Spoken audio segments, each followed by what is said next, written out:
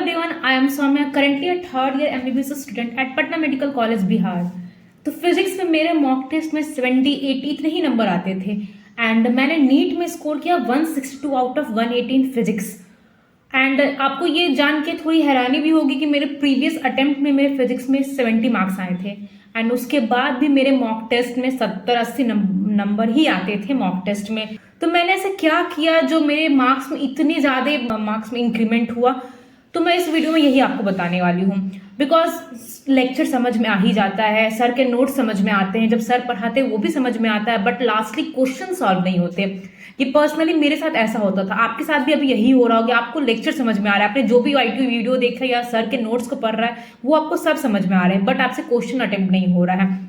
This is a scenario with me and I think most of the NEET aspirant के साथ भी यही चल रहा है अभी भी। उनको क्वेश्चन समझ में नहीं आ रहे, उनसे क्वेश्चन अटेम्प्ट नहीं हो रहे, कैसे करें, उनके मार्क्स इंक्रीज नहीं हो रहे हैं। तो पूरी स्ट्रैटेजी मैं इस वीडियो में बताने वाली हूँ कि मैंने ऐसा क्या किया था। तो वीडियो को लास्ट तक जरूर देखना और एक भी पॉइंट स्किप मत करना। सारे चीज का सॉल्यूशन आपको इसी वीडियो में मिल जाएगा कि व्हाट आई हैव डन, तो ही मेरे मार्क्स इतने इंक्रीज हुए थे। आपको भी अपने मार्क्स में बूस्टअप लाना होगा। कुछ बातें हैं ही जिसमें आप लैग कर रहे हैं, कुछ पॉइंट्स आप लैग कर रहे हैं, otherwise you are well and good. तो आपको क्या करना होगा, लाइक मॉक टेस्ट आप भी दे रहे हो, मैंने भी दिया था। तो देखो, मैंने मॉक टेस्ट से स्टार्ट किए। मॉक टेस्ट में 4 तरह के क्वेश्चन मुझे मिलते थे, लाइक वो क्वेश्चन जो मेरे सही चले गए, वो क्वेश्चन जो मेरे गलत चले गए एंड वो क्वेश्चन जो मैंने स्किप किया, एंड फोर्थ वन इज जो डाउटफुली सही गए, अक्कर बक्कर बम्बे बोल करके मैंने टिक कर दिया, वो सही चले गए। तो वैसे क्वेश्चन को मैं कैसे देखती थी कि मतलब बिकॉज आपको मॉक टेस्ट एनालाइज करना है एंड एक बार मॉक टेस्ट सॉल्व करने से कुछ नहीं होने वाला है। तो उस मॉक टेस्ट को एनालाइज कीजिए, बिकॉज जो आपने मॉक टेस्ट में टिक किया वो आपके दिमाग में बैठ जाएगा कि आपने ये किया था ना, उसको आप जब तक देखिएगा नहीं कि वो क्वेश्चन मेरे गलत गए थे, तो अब हर टेस्ट में वही गलती कीजिएगा। बिकॉज आपने देखा ही नहीं कि वो क्वेश्चन मेरे आपने इतने अच्छे से सॉल्व किया, बट वो क्वेश्चन जो आपने स्ट्रैटेजी अपनाई वो गलत चले गए एंड आप हर एक में वही स्ट्रैटेजी अपना रहे हैं और वो भी गलत जा रहे हैं। यहीं से आपके नेगेटिव मार्किंग हो रहे थे और मेरे भी हो रहे थे। तो मैंने सबसे पहले अपने मॉक टेस्ट को एनालाइज करना शुरू किया एंड मॉक टेस्ट में सबसे पहले वो क्वेश्चन मैंने एनालाइज किया जो कि मैंने तुक्का मारा, बिकॉज हर वक्त तुक्का मारना सही नहीं होता है। इस टेस्ट में मैंने उस तुक्का को सेकेंड ऑप्शन मान के टिक कर लिया।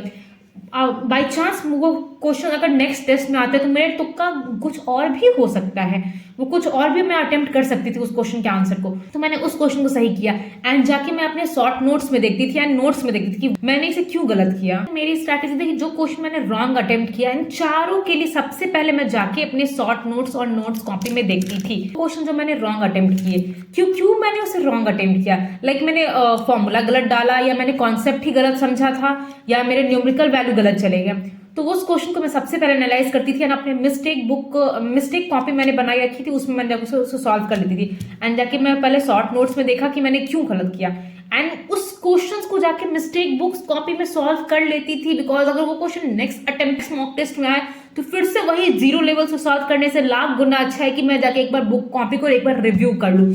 इसलिए जो भी क्वेश्चन मेरे गलत जाते थे मैं उसे मिस्टेक कॉपी में बना लेती थी। आपके पास भी अभी टाइम है, आप जितना भी टॉस टेस्ट दे रहे हैं उसके लिए आप मिस्टेक कॉपी बना सकते हैं और जो क्वेश्चन आपके गलत हो रहे हैं उस क्वेश्चन को उसी वक्त उस कॉपी में सॉल्व कर लो। बिकॉज जो इंस्टीट्यूट प्रोवाइड करते हैं सॉल्यूशन, वो थोड़े आपको उतने आपके माइंड में स्ट्राइक नहीं कर रहे हो। जब तक आप उसे खुद से सॉल्व नहीं कीजिएगा वो आपके माइंड में नहीं बैठने वाला है। एक रैंडम रीड करने से अच्छा है कि आप उसे एक पेन उठाओ और एक आराम से 5 मिनट लगेगा, आप उसे सॉल्व कर सकते हैं एंड अपने कॉपी में सॉल्व कर लो। और वैसे क्वेश्चन जो मैंने स्किप किया, क्यों मैंने स्किप किया, मुझे उस क्वेश्चन को मैंने फॉर्मूला शीट में देखती थी कि वो फॉर्मूला मुझे क्यों नहीं आता, और वो फॉर्मूला को मैं 4 बार लिख के प्रैक्टिस कर लेती थी एंड उसी से रिलेटेड जितने भी फॉर्मूला थे उस चैप्टर के जितने भी फॉर्मूला होते थे उसी वक्त मैं याद कर लेती थी, ताकि एक क्वेश्चन से आपके एक चैप्टर कंप्लीट हो गया। एक फॉर्मूला आपको याद नहीं हुआ बट आपको आप उसका एनालिसिस के चक्कर में आपने उसे पूरे फॉर्मूला को याद कर लिया, उस चैप्टर के पूरे फॉर्मूला को याद हो गया। तो आपकी एक रेट्रोग्रेड मैनर में आपने एक चैप्टर को पढ़ लिया। एक क्वेश्चन की वजह से आपने पूरे चैप्टर को पढ़ लिया। चैप्टर्स आपके जो कमांड में आएंगे वो बढ़ते जाएंगे टेस्ट से। तो मैंने सबसे पहले स्ट्रैटेजी में चेंज ये लाई कि मैं रेट्रोग्रेड मैनर में अपने पढ़ाई को स्टार्ट किया फिजिक्स को।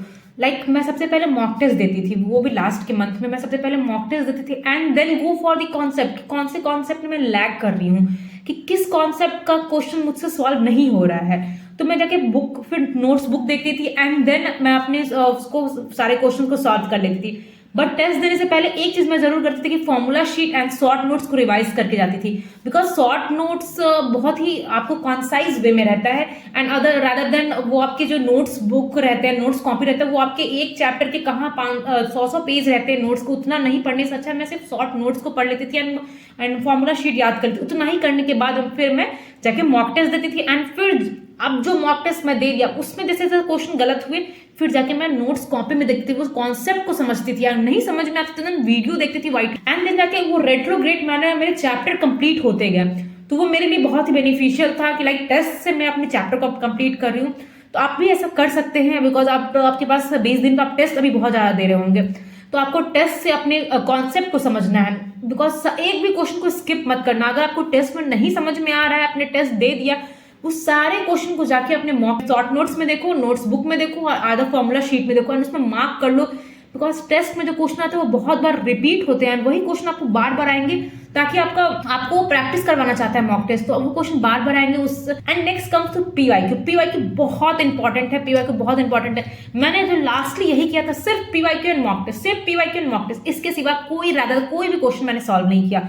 एंड पीवाईक्यू भी लास्ट के लिए मैं लास्ट 25 ईयर से क्वेश्चन सॉल्व कर लेते, लाइक पीवाईक्यू मेरे इतने थे कि मैं हर दिन पीवाईक्यू सॉल्व कर लेती थी, हर दिन पीवाईक्यू 15-20 मिनट का टारगेट, जो भी जितना क्वेश्चन उसके अकॉर्डिंग इतना टारगेट सेट करती थी, उसके बाद में क्वेश्चन सॉल्व करती थी। ऐसा नहीं है कि आप एक चैप्टर लेके 2 घंटे से पीवाईक्यू सॉल्व कर ले, ऐसा नहीं।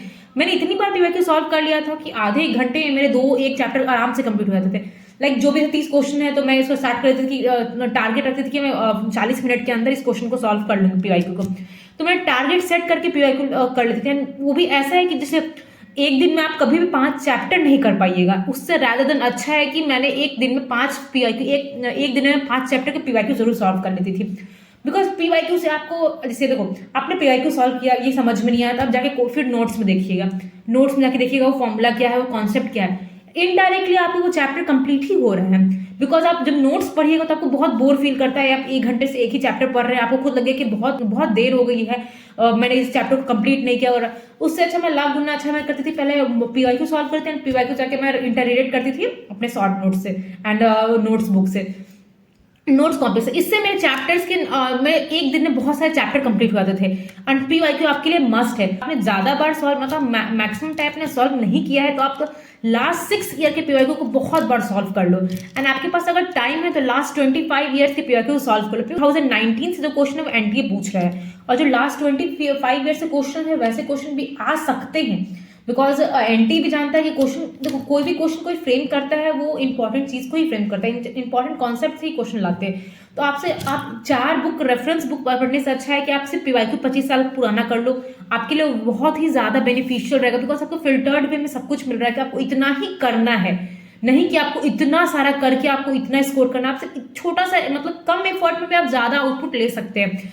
तो मैंने सिर्फ लास्ट 25 ईयर्स के क्वेश्चन को ही सॉल्व किया था। आपके पास अगर टाइम है तो आप लास्ट 25 ईयर के क्वेश्चन ही सॉल्व करो, बिकॉज मैं पर्सनली यही रिकमेंड करूंगी कि लास्ट 25 ईयर के क्वेश्चन सॉल्व करो, बिकॉज नीट में पीवाईक्यू से मैक्सिमम क्वेश्चन आते हैं, 20 से 25 क्वेश्चन आपके पीवाईक्यू के आते हैं, एंड पीवाईक्यू आपके हाथ में, आप पीवाईक्यू सॉल्व कर सकते हैं। आप यूट्यूब वीडियोस देख लीजिए, एंड पीवाईक्यू के बहुत सारे बुक में सॉल्यूशन भी दिए हैं, बट पीवाईक्यू करके जाओ एंड मैक्सिमम रिवाइज करो कि मैक्सिमम टाइम कोशिश करो पीवाईक्यू एंड मॉक टेस्ट ही देने का, एंड और कोई चीज जैसे अपने इंस्टीट्यूट के मॉड्यूल से क्वेश्चन आप सॉल्व करने का वक्त नहीं है, बिकॉज में बहुत सारे लेंदी क्वेश्चंस भी रहते हैं एंड बहुत सारे क्वेश्चंस ऐसे भी रहते हैं जो बहुत वास्ट लेवल रहता है, वैसे हमें अब सॉल्व नहीं करना, बिकॉज आई नो नीट में 4-5 क्वेश्चन ऐसे रहते हैं जो बहुत ही लेंदी रहते हैं और बहुत ही वास्ट रहते हैं, उसी के चक्कर में अपना टाइम किल कर लेते हैं और हमारा मार्क्स नहीं आता है। नीट इसीलिए वो क्वेश्चन डालता है बीच बीच में, ताकि आप उस क्वेश्चन में अटक जाए और आप बाकी क्वेश्चन को छोड़ दो। इसलिए मॉक टेस्ट अटेम्प्ट करने का भी एक तरीका होता है कि आप फर्स्ट गो में देखो, फर्स्ट गो में जितने क्वेश्चन आपसे सॉल्व हो रहे हैं उतने ही क्वेश्चन सॉल्व करो, रादर देन कि आप एक ही क्वेश्चन में अटक के 5-10 मिनट लगा रहे हैं, वो आपके लिए सही नहीं। उसी वक्त उस क्वेश्चन को स्किप कर लो, नहीं समझ में आ रहा है उस क्वेश्चन को स्किप कर लो एंड उसको मार्क कर लो, एंड फिर सेकंड गो में फिर क्वेश्चन को अटेम्प्ट करो, तो आपके उसमें से देखो बहुत सारे क्वेश्चन अटेम्प्ट हो जाएंगे। मेरे साथ तो यही हुआ था बायो में, बिकॉज मेरे टाइम क्वेश्चन बहुत लेंदी आ गए थे, आई वाज शॉक कि ऐसे क्वेश्चन कैसे पूछ सकता है, बहुत सारे स्टेटमेंट बेस्ड क्वेश्चन। तो मैंने फर्स्ट को मेरे क्वेश्चंस बहुत कम सॉल्व हुए थे, लाइक 15 से 20 क्वेश्चन ही बॉटनी में सॉल्व हो पाए थे।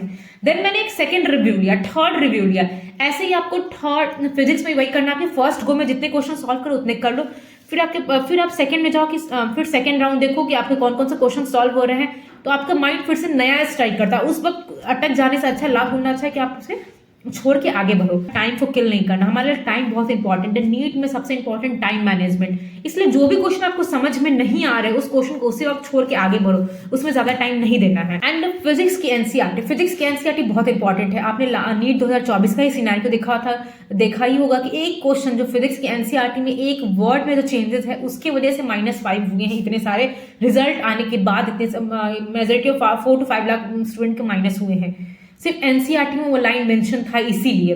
तो अब आपके पास टाइम नहीं है कि एनसीईआरटी पढ़ने का, तो सिर्फ और सिर्फ जो एनसीईआरटी के अंदर सॉल्व एग्जांपल्स क्वेश्चन होते हैं सिर्फ उसी को सॉल्व कर लो। एंड जो summary and points to pointer होते हैं चैप्टर के बाद उसको पढ़ लो बस। एंड जो सॉल्व क्वेश्चन होते हैं, आई नो बहुत लेंदी रहते हैं, बहुत ही वास्ट न्यूमेरिकल कैलकुलेशन होता है, हमें उसमें नहीं पढ़ना है, हमें बस वो क्वेश्चन देखना है वो क्वेश्चन कैसे फ्रेम किए गए थे। एंड वैसे ही क्वेश्चन आपको डायरेक्टली और सिमिलर क्वेश्चन ही आते हैं। मैंने जितनी भी अपनी फिजिक्स की स्ट्रैटेजी वीडियो बनाई थी उसमें मैंने मेंशन किया था कि मैंने पर्सनली फिजिक्स की एनसीईआरटी पढ़ी थी, एंड फिजिक्स की एनसीईआरटी मैंने हाईलाइट करके पढ़ी थी जैसे मैं बायो की पढ़ती हूँ। बट आपके पास अभी टाइम नहीं है तो सिर्फ और सिर्फ आप सॉल्व एग्जाम्पल कर लो, एनफ है। पॉइंट्स टू पॉइंटर समरी कर लो, समरी और पॉइंट्स टू पॉइंटर से स्टेटमेंट बेस्ड क्वेश्चन आते हैं, रादर देन कि आप पूरा चैप्टर पढ़ रहे हो। उससे लाभ होना चाहिए कि आप पूरे चैप्टर ना पढ़ के सिर्फ समरी पढ़ लो, समरी से भी क्वेश्चन डायरेक्ट आते हैं। देखो आपके पास बहुत ही फिल्टर में मैं आपको बता रही हूँ क्या क्या करना है आपको। पीवाईक्यू सॉल्व कर लो, मॉक टेस्ट क्वेश्चन आप जितनी बार रिवाइज कर सकते हो उतनी बार करो, आप मॉक टेस्ट को एनालाइज जरूर करो। एंड फिजिक्स में एनसीईआरटी के जितने भी सॉल्व क्वेश्चन है उसको कर लो, पॉइंट्स टू पॉइंटर कर लो, समरी कर लो। इस 5 चीज को करने से आपका अच्छा खासा स्कोर, आप जहां अभी स्कोर कर रहे हैं, लाइक आप 80 स्कोर कर रहे हैं, 100 स्कोर कर रहे हैं, उसमें आपके मार्क्स में जरूर इंक्रीमेंट होगा। बस आपको इतना करना है। मैं आपको पूरा रिफाइंड वे में बता रही हूँ, आपको इतना करना है, ज्यादा वास्ट आपको नहीं करना, सिर्फ इतना ही कंस्ट्रक्ट रहिए आप इतनी ही चीजों में, एंड आपके मार्क्स में बूस्टअप होगा। मेरे मार्क्स में बूस्टअप हुआ था, इसलिए मैं आपको देखो मेरे 70 से 162 स्कोर है, लाइक 90+ स्कोर ज्यादा इंक्रीज किया मैंने, 90+ मार्क्स का इंक्रीमेंट हुआ है। तो आपके पास ये 20 दिन है तो आप आराम से अपने मार्क्स को इंक्रीज कर सकते हैं। बस इतना, इस 5 चीज को अच्छे से कर लो, बाय हार्ट कर लो, तो आपके मार्क्स में इंक्रीमेंट होगा।